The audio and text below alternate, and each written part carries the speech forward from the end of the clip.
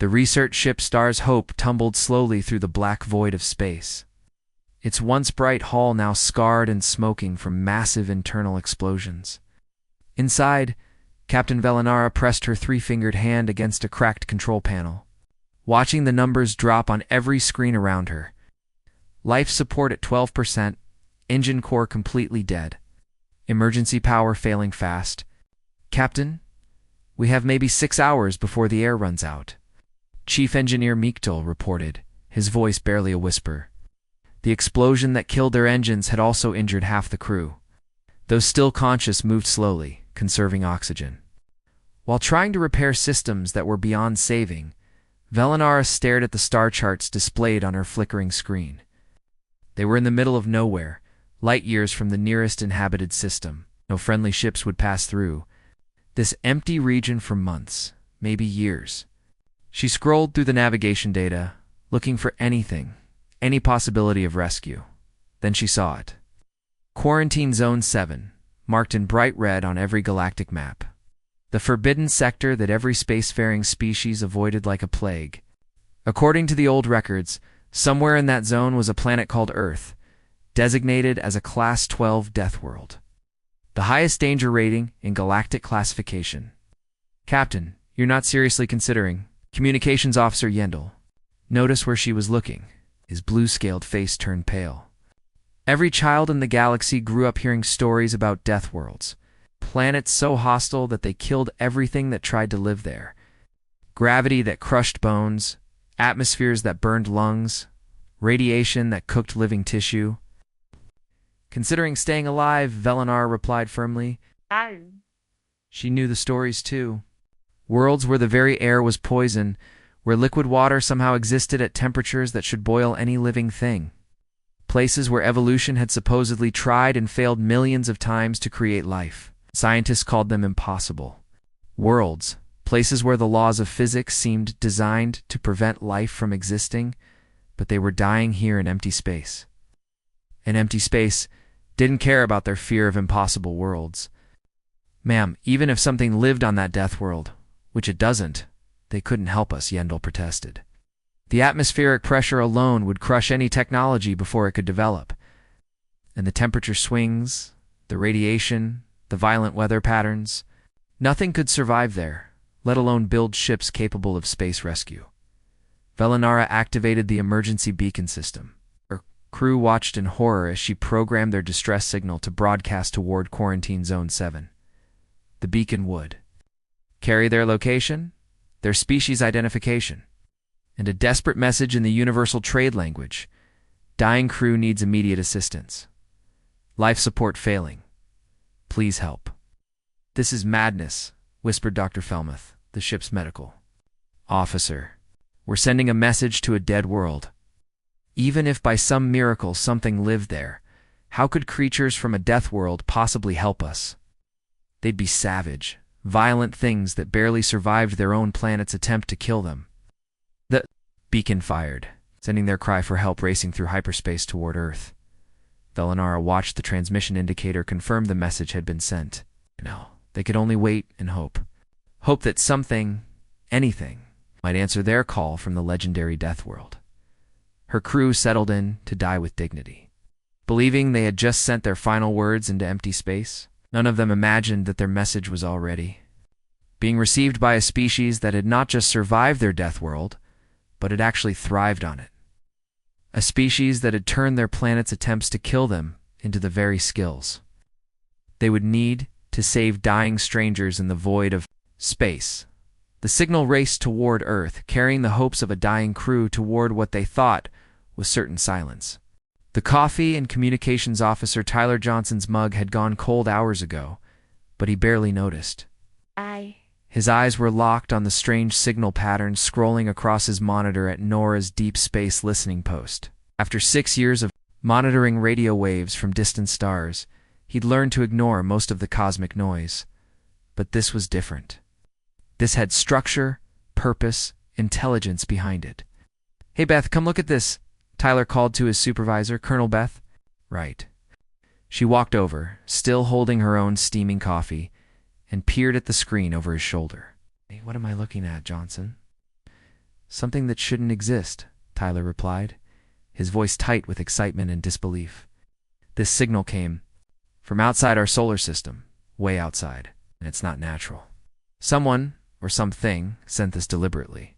Colonel Wright felt her stomach drop. In her 20 years of military service, she'd handled missile alerts, terrorist threats, and natural disasters. But this was uncharted territory. First contact protocols existed on paper, buried in classified files that most people assumed would never be used. Within an hour, the small monitoring station buzzed with activity. Dr. Lisa Chen, the military's top linguist, arrived with her team and immediately began feeding the signal through advanced translation software. The message was complex. Using mathematical concepts and universal constants as a foundation for more sophisticated communication, it's definitely a distress call, Dr. Chen announced after 8 hours of intensive work. Her team had barely slept. Surviving on energy drinks and determination, the beings are dying, their ship is failing, and they're asking for help. The signal includes their exact location, about 2.3 light-years from Earth. Admiral Robert Hayes paced the secure briefing. Room at the Pentagon, surrounded by NASA officials, military commanders, and scientists. The weight of the moment pressed down on everyone present. Humanity had spent decades wondering if they were alone in the universe. Now they had their answer, and that answer was asking for help. How do we know this isn't some kind of trap? Asked General Patricia Barnes, head of Space Command. Maybe these aliens are testing our capabilities before an invasion. Dr. Michael Torres, NASA's Director of Deep Space Operations, shook his head. The energy signature suggests their ship is genuinely failing, so it'd be an incredibly elaborate and expensive deception. Plus, if they wanted to attack us, why announce their presence first? Admiral Hayes stopped pacing and looked around the room. So we're all in agreement? Our first contact with alien life is going to be a rescue mission. The vote was unanimous. Within hours, 3 of humanity's most advanced experimental spacecraft were being prepped for an emergency launch. The medical vessel Hope contained the most sophisticated surgical equipment and life support systems ever built. Ow. The engineering. Ship Phoenix carried every tool and spare part needed for deep space repairs. The military escort Defender was loaded with enough firepower to handle unknown threats. Just in case, Captain Diana Ross commanded the Hope. Her medical background making her the natural choice to lead humanity's first alien rescue mission. Spent years training for deep space emergencies, but never imagined her patients might have green blood or breathe methane. This is either the best day in human history, or we're about to make the worst mistake our species has ever made, Captain Ross told her crew as they prepared for launch. But there are living beings out there who need our help, and that's all. That matters right now. The 3 ships launched 47 hours after Tyler Johnson first detected the alien signal. As they accelerated toward the edge of the solar system, their crews knew they were making history. Humanity was about to meet their cosmic neighbors, and they were going as rescuers, not conquerors. Back on Earth, billions of people watched the news coverage, holding their breath as their representatives raced through space toward an encounter that would change everything. Captain Diana Ross watched the alien ship grow larger on her view screen as the Hope approached. The vessel looked like it had been through hell, massive hull breaches, debris floating around it like a metal graveyard, and no signs of active propulsion. Worse, their scanners detected dangerously high radiation levels coming from what appeared to be their engine compartment. Life signs are faint but present, reported Chief Medical Officer Kevin Park from his station. I'm reading. 12 survivors, but their biological functions are dropping fast. Whatever atmosphere they breathe, they don't have much left. Captain, that radiation field around their engine section would cook us in minutes, warned Engineering Chief Rachel Stone. Our suits can handle it, but barely, and not for long. Diana didn't hesitate. Prep the rescue teams. Full radiation. Gear, emergency medical kits, and cutting torches. We're going in. Within the crippled alien ship, Captain Velinara drifted in and out of consciousness. The temperature had dropped to barely survivable levels, and each breath burned her lungs. As the oxygen grew thinner, most of her crew had already passed out from the toxic gases leaking from their damaged systems. Then she heard sounds that shouldn't exist, metal cutting through metal, followed by the hiss of an airlock equalizing pressure. Her eyes snapped open in disbelief. Something was boarding their ship. The first human through the breach was Rachel Stone, her bulky radiation suit making her look like some kind of mechanical creature. Behind her came a team of engineers carrying equipment that Velinara's dying mind couldn't identify. What shocked her wasn't their strange appearance. It was that they were working in conditions that should have killed them instantly. The radiation levels in this section of the ship would fry most galactic species in seconds, even through protective gear. These beings were not only surviving it, they were working efficiently, quickly sealing hull breaches and rerouting power systems with tools that seemed impossibly advanced. Dr. Kevin Park appeared next, his medical scanner already analyzing the alien captain's vital signs. He'd never seen anatomy like this before. 3 hearts, lungs that processed a nitrogen-methane mix, and blood that glowed faintly blue. But his training kicked in immediately. Severe oxygen deprivation possible, internal bleeding, and what looks like radiation poisoning, he reported through his comm system. I need to get her to the medical bay immediately. Velinara tried to speak as the human doctor carefully lifted her, but her voice came out as a weak whisper. How were these creatures not dead? The radiation alone should have overwhelmed any biological organism, and the temperature was well below what most species could survive. Back on the Hope. The medical bay had been quickly modified to accommodate alien physiology. Dr. Park worked with equipment that automatically adjusted to different biological needs, while his team of nurses monitored vital signs they'd never seen before. Their blood chemistry is completely different from ours, reported Nurse Amanda Cruz. But the medical AI is adapting treatments in real time. It's like their bodies are designed for extreme stress. Meanwhile, Rachel Stone's engineering teams were performing miracles aboard the alien vessel. Working in shifts to limit radiation exposure, they had restored basic life support within 3 hours. Her crew moved through the damaged ship like it was a routine repair job, ignoring conditions that would be considered a death sentence by most galactic standards. How is this possible? Velinara whispered when she finally regained consciousness. In the human medical bay, her translator device had been repaired and was now converting her words to English. Your species. You work in the killing void like it's nothing. Dr. Park smiled as he checked her latest readings. Where we come from, everything tries to kill you every day. Just got really good at not dying. The rescue operation that should have been impossible was complete within 18 hours. 12 alien crew members were saved. Their ship was repaired enough for basic function, and not a single human had been lost. For the aliens, it was their first glimpse of what creatures from a true Deathworld could accomplish. Dr. Cathara sat in the human medical bay, still amazed that she was alive. Her scaled hands moved carefully over the translation device that Dr. Patricia Miller had given her. The human linguist sat across from her, patience radiating from her. Kind eyes as they worked to bridge the gap between 2 completely different species. Your planet, Cathara began, her voice filled with wonder and confusion. The records say it should be impossible. How do you survive on a world with such extreme gravity? Patricia laughed softly. We don't think of it as extreme, it's just normal for us. What feels heavy to you is what made us strong. She gestured to her own body. Our bones are dense. Our muscles are built for this gravity. We didn't survive our world. Our world made us who we are. The alien scientist's eyes widened as the implications hit her. 8 billion of you live on this death world. 8 billion apex predators. We prefer to think of ourselves as really determined problem solvers, Patricia replied with a smile. Though I guess from your perspective we might seem pretty scary. Over the following days, the cultural exchange deepened.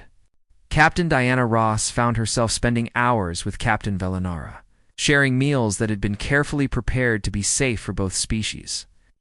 The alien captain was fascinated by human history, especially how they had turned their planets' hostility into advantages. You actually use controlled explosions to propel your vehicles, Velinara asked in amazement as Diana showed her video footage of rocket launches. And you climb mountains for recreation? You voluntarily expose yourselves? Two deadly conditions for fun? Diana grinned. Mountain climbing, deep-sea diving, skydiving, motor racing. We love challenging ourselves. What doesn't kill you makes you stronger, as we say. The revelations flowed both ways.